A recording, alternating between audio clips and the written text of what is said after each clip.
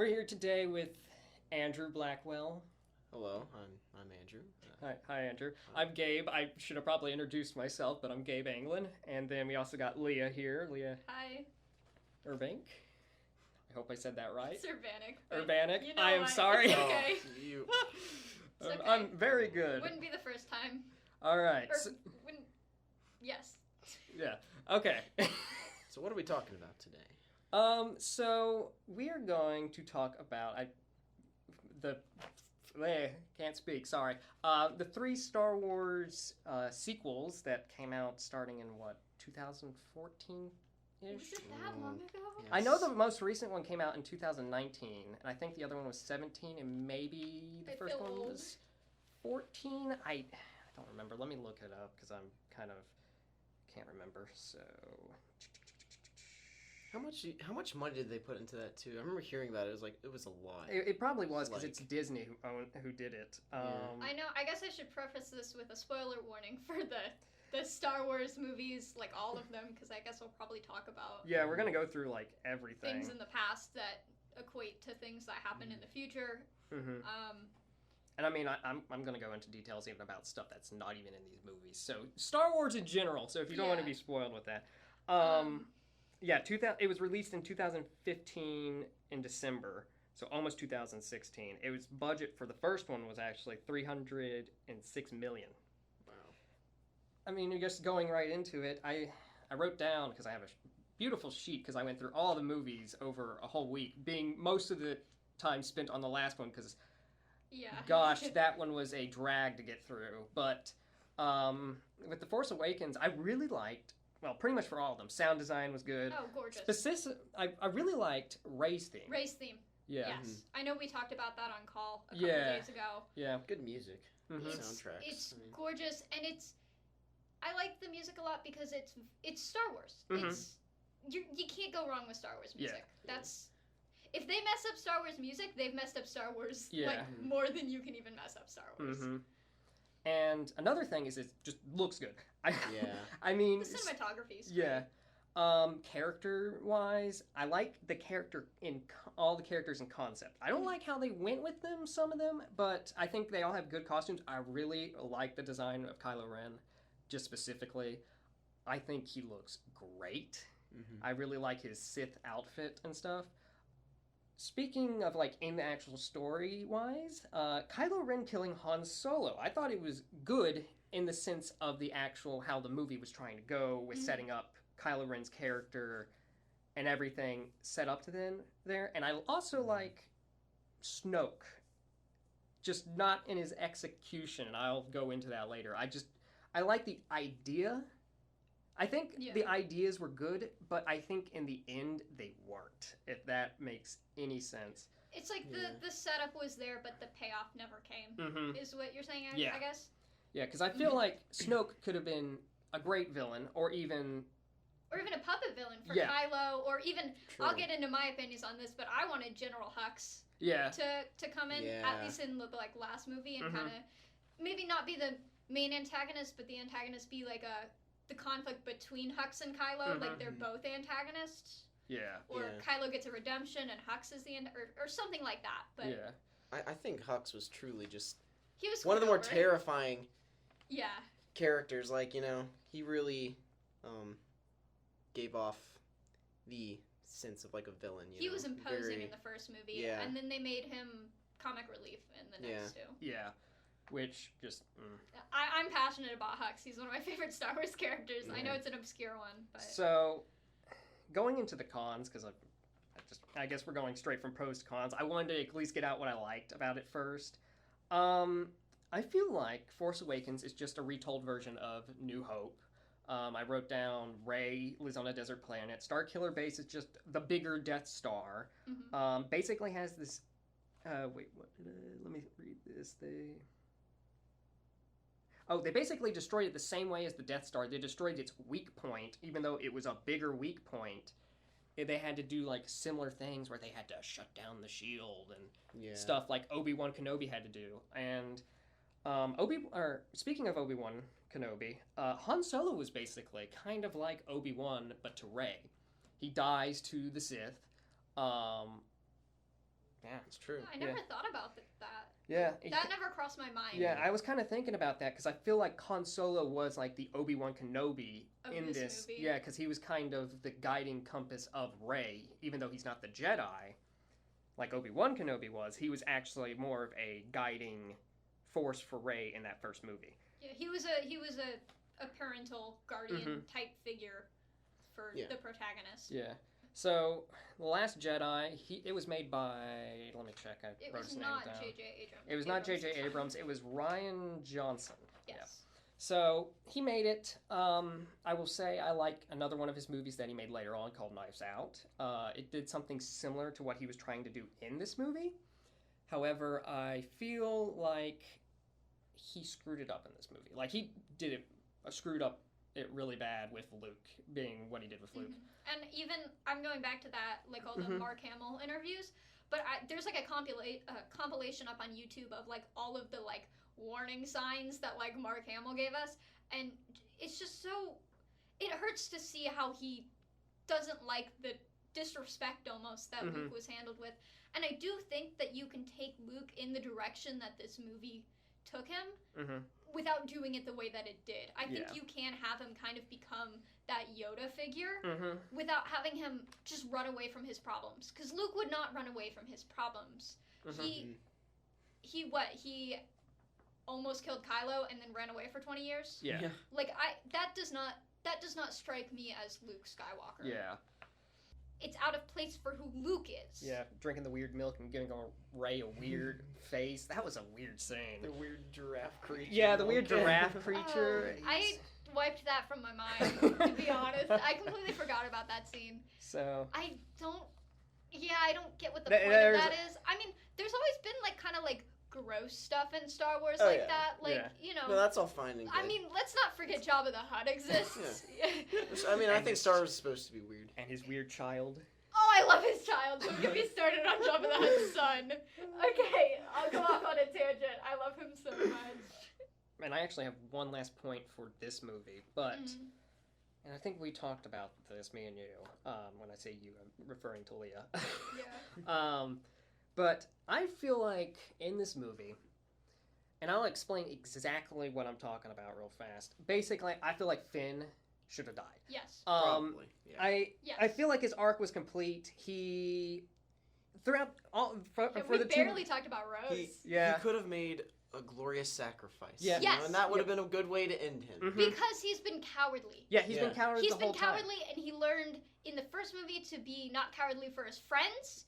Now in the second movie, he needs to learn to not be cowardly for the causes that he supports. Yes, exactly. And then he actually goes and fights for the cause, and then everyone else runs away because they think it's impossible, they can't stop it, everyone's going to die. But and Finn's not a coward. Yeah, but now he's deciding he's going to make the ultimate sacrifice to save the people he cares about, to save the cause he wants to save.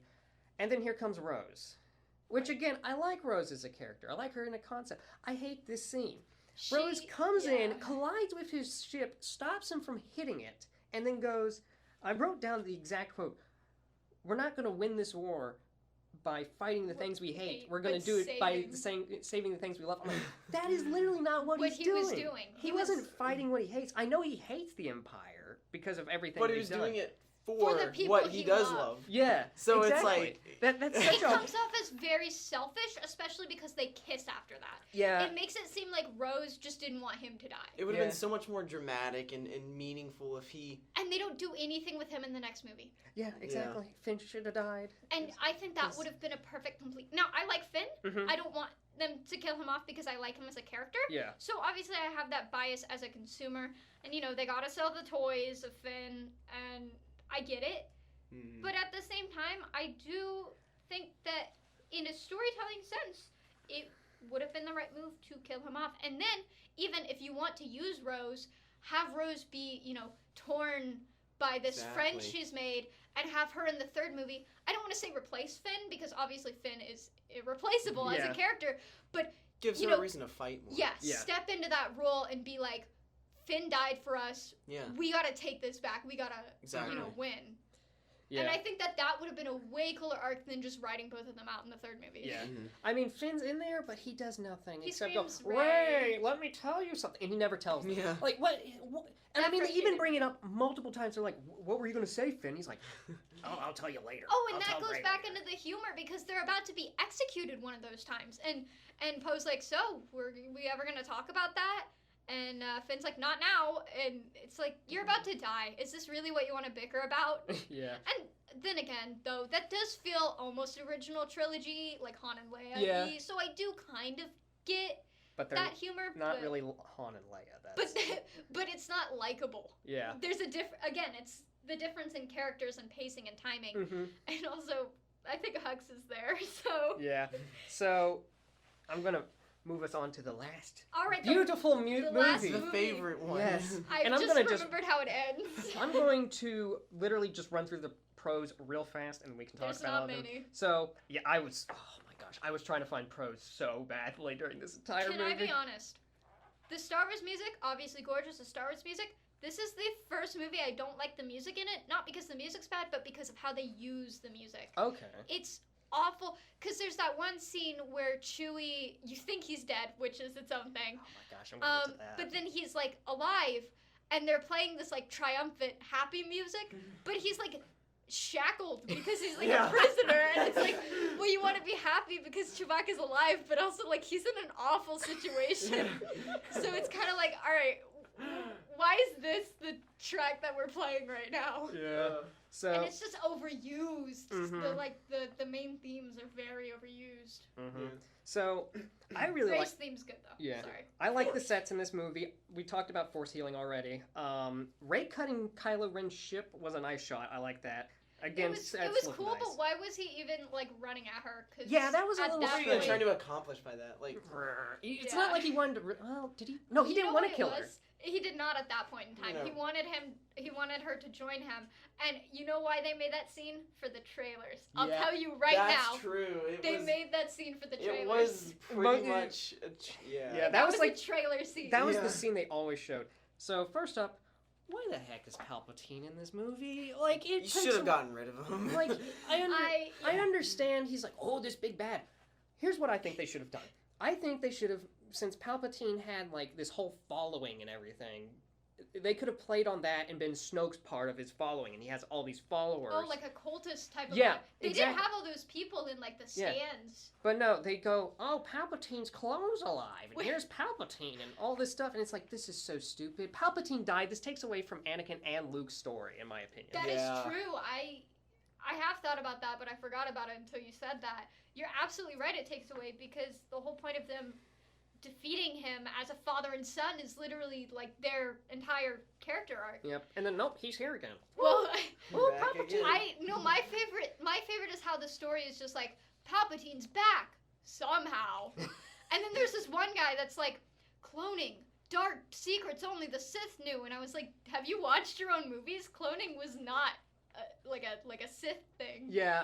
Speaking of the actors, like the actor for Finn, he said, not to put words in his mouth, I might be completely wrong, but I swear I heard of an interview where he said he would not be coming back to ever play Finn again because he's just disappointed on how he was taken. I believe I heard that as well. Which, yeah, I agree. And he's a great actor. I think, like, most, if not all of the new actors are very good. Yeah. I like Adam Driver.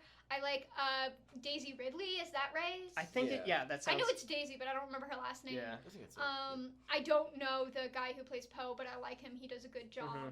I mean, Rose, I think, was a great actress who got really screwed over in her character. I think that... I feel so bad for her because I feel like acting in a Star Wars movie is such a cool opportunity, and then they mishandle it. Yeah. And that must be so frustrating as an actor or an actress. So I really do feel for them. Yeah. I mean, Daisy is wonderful as Rey. Like, whether you like Rey or not, because I do get the argument that she's a bland character or she's, like, overpowered or whatever. Yeah. But just, I mean, she does a great job. Like, you can tell that she's really trying her best, I think, in my opinion. I'm just very fond of Daisy Ridley, and I'd like to see her in other things. Yeah. I don't know if she's in other things, but I would definitely like to check them out because I think she does a good job. Well, kind of going back to Rose, we already sort of mentioned this. She got canned. She just got canned in this movie. Yes, they just wrote Rose She just, out. yeah. Well, it's because they went back to J.J. Abrams. Yeah, and he didn't like the character or something. The problem is that you can tell the storyline's troubled because everything that was in the second movie was reversed. Yep. Like, Kylo broke his mask. He has his mask back. Literally the next point I was going to make. But yeah, so much character development gone. He freaking breaks his mask. He breaks his mask in the second one. Then he's like, oh, I got to reforge it because I got to be Vader. And don't get me wrong, the mask looks cool with all like reforged scars and stuff. But again, it's for toys, it's for action figures, it's for trailers. Yeah. And it's because J.J. Abrams didn't like what Rian Johnson. Yeah, what Rian did with Kylo. Mm-hmm. And so he reverted it. And that's, in theory, fine if you're writing, like, your own story, but the fact that this still has to be consistent, I think as a director and a writer, you need to kind of, like, no offense, but grow up and just work with what you're given and not try and revert it. Just find ways to tell the story you want to tell while keeping what already happened and not forcing it back. It's like a reset. Yeah. Another thing in this movie is, in the second movie, you never see these people. I don't believe you do. But in the first one, this one, you see them, and they do absolutely nothing. The Knights of Ren? Yes, the Knights of freaking Ren. Who the heck are the Knights of Ren? I was about to swear there. I had to stop myself because I'm actually very passionate about this. Oh, don't get me wrong. They literally come in for like Kylo. A few scenes, like they just stand around and be all cool. Like the monkey guy is like fixing his mask or whatever, and and they're just standing in the background. And like, then were they ordered to be there? Yeah, Did they have to come? And then then in the next, like at the desert planet, they're just standing on the top of that thing. They're just like posing. Oh, it's like, what? They're for the trailers. They're for toys. Yeah, and then it's literally just them posing, and then suddenly at the end, Kylo Ren has come to fight Palpatine and help Rey, and then they come in and they die. Speaking of the desert planet, when they're being chased by the stormtroopers, Poe or someone goes, "They fly now." They fly now. That is such a dumb line. Why in the world are you saying that? And then everybody repeats it. Yeah, and it's like Poe, Finn, C-3PO. It's like they're shocked. I'm thinking, literally, there's been jetpacks in here since the Clone Wars, and also, minimum, and that's like as far back as we've seen. Finn was a stormtrooper. Yeah. You would think he would know they have jetpacks. Types of technology that they have. Yeah, and I'm going to combine these 2 points, so it's going to take me a second to get through these because, oh boy, okay. This is one of my points I hate. Let's go through the Sith artifact and how much I despise it. The little knife. Yeah. Okay, so first up, cool, Sith artifact. It looks nice. Yeah. What the heck does it lead to the Death Star? It's an artifact that somehow leads them to the ruins. Yeah, wouldn't that be older? Yes, exactly. Why is a Sith artifact, literally like an ancient artifact, lead to the ruins of something that's probably not even that old? Luke is older than the Death Star.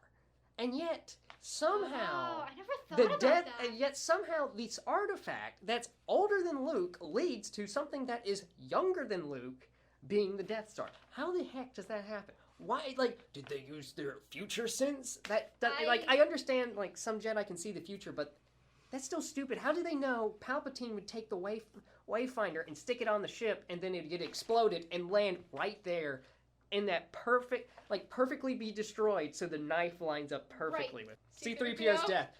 He quotes something, and I'm going to go into why I dislike his little quote of friends. Taking one last look at my friends. C-3PO. Let me talk to you straight up, C-3PO. They are not your friends. You barely know these people. They ignore you at every opportunity. Yeah, like your friends include Han Solo, who's dead, Luke Skywalker, who's dead, R2, who's not there. Leia, who's going to die. Yeah, very soon. Yeah. And then all your other friends are dead. Maybe you could argue even Kylo Ren, having known Luke, could be more of a friend to C-3PO. Than these other people. He hardly knows these people really much at all. He's been going around with them, but he's never had a friendship developed with them even throughout the entire movie. Well, they fly now. That was their dialogue. They did mention that together. Yeah, they fly now. Hux being the spy. Oh, no. Don't get me started. You're going to your favorite character now. This is I understand he doesn't like Kylo Ren. In fact, he wants to defeat him. But being a spy and helping to defeat the First Order. No, makes no sense. Right. Yeah. He should like the First Order. He should hate Kylo Ren. Yeah, exactly. There is completely different. And now, don't get me wrong. I do like the line where he's like, "I'm not helping you. I just don't want Kylo to win." Yeah. That's in line with his character. It's just the way that it happened was so bad because. And then he dies. Yeah. Oh, don't get me started on that. Because, like Andrew said, he started in the first movie as this very imposing, very almost like dictator. He was like a space dictator. Yeah, he was very space Hitler. He had this imposing, like he was a scary villain because he reminded me a lot of, oh my goodness, I can't remember his name, but one of the guys in the original trilogy. Tarkin, maybe? Yes. Yeah. He reminded me of Tarkin. Oh boy, it's time for the Rey and Kylo kiss. The beautiful kiss that I feel like was stupid because, to me, it felt like incest. Why?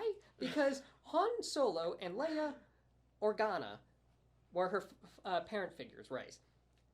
Those were also Kylo's parents. Right. So it and they feels even had like the same mentor in Luke. Yeah. And I mean, Leia technically was also her mentor after Luke died, but it's just like they felt more like brother-sister than they did I never thought about that. Yeah, and then suddenly they like kissed, and it's like, ugh. I think they were much more like siblings. I think they. Yeah, I do think they had a kind of sibling dynamic. It's just strange. It just makes me uncomfortable. I remember being in theaters, and my mom next to me like winced when they like kissed, cause it was just like so out of left field and weird, and it was like. I think when I watched it, I literally stood up and went, "What in the world?" In my head, I was just like, no. Because I watched this at my house. I got it when it was on DVD. I saw it in theaters, and I saw all 3 of them in theaters when they first came out. I think this is the only one I have on like DVD, and I'm kind of upset it's the only one I have on DVD because I'm never gonna watch it again. It's just, oh my gosh, I hate. Sell it in a yard sale. I mean, I can't. That's the thing. It like the slip and everything, or like plastic on it, got damaged when it got opened, and it wasn't opened by me. My a family member opened it, and they damaged it. And they're like, "I'm sorry." I'm like, okay, fine, because I like collecting things, so. I mean, it's not going in my it's not going in my collection. You hate it so much it doesn't. Yeah, it's not going in my collection. Rights. If anything's going in my collection, it is going to be the Batman trilogy I have, which I forget which one that is. Those or Marvel films, and otherwise, I do not care. What are your thoughts on what is your name, Rey Skywalker? Oh, that was actually my next point. That is. Oh my. I'm going to go on a tangent about this, so please give me a second to get through this. So, Rey, I know she doesn't want to be a Palpatine. Okay, fine. So, let's go through the 3 names she could have selected. Rey Skywalker, I think was the worst choice. I think she should have picked Rey Solo or Rey Organa. Why? Because Han Solo was her father figure, and who was her mother figure was Leia Organa.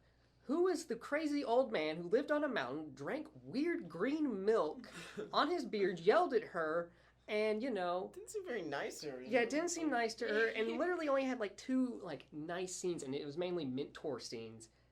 That was Luke Skywalker. Well, I guess if you listen to this whole entire thing of us going over the Star Wars thing, thank you for listening. Again, you probably have mental issues. No offense. You listen to us literally talking about Star Wars. I do too. Like that's not like a. Yeah.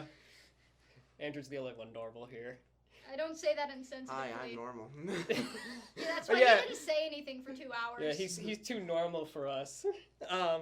Says the guy who just went, "Hi, I'm normal." Yeah. So yeah, but thank you for listening. That's everything we have to talk about. So yeah. Don't forget to stream The Mandalorian on Disney+. And goodbye.